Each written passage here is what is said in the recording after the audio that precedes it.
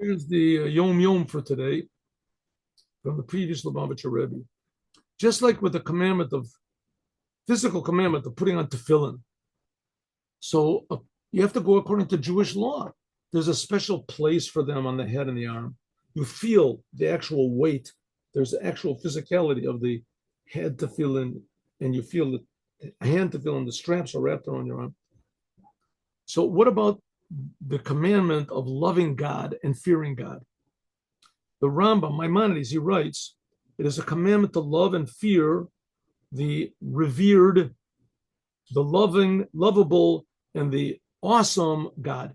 Like it says, love God with all of your heart and fear God. You should fear God, your God. Okay, what is love? Love means I appreciate God. I want to come closer. What's fear? Fear is God is, I don't want to come too close. God is awesome.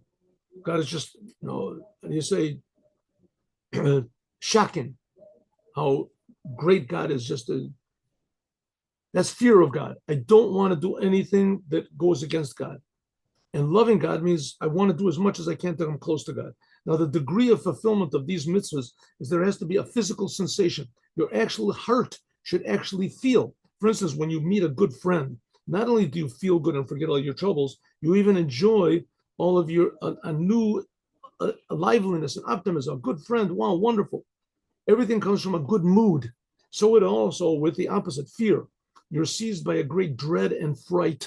What does it mean? You recall whatever was not good in your thought, speech, and action, and you think, wow, how did I do that against God?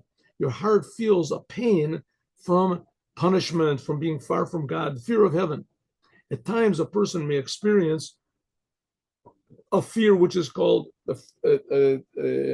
shame, an overwhelming shame. How could I go against God? Or what's called yirat ha-romamut, awe of God's transcendent majesty. Coming close to the king, you're just, I can't believe it, right? Once I remember I talked to, we had once a pupil in the yeshiva, said that he interviewed someone that was a very famous person. Doesn't make, not so important who it was. It was a very famous person. And he said that he could almost not speak. He was just in such an awe that he was given the task of interviewing this person on the radio or something like that.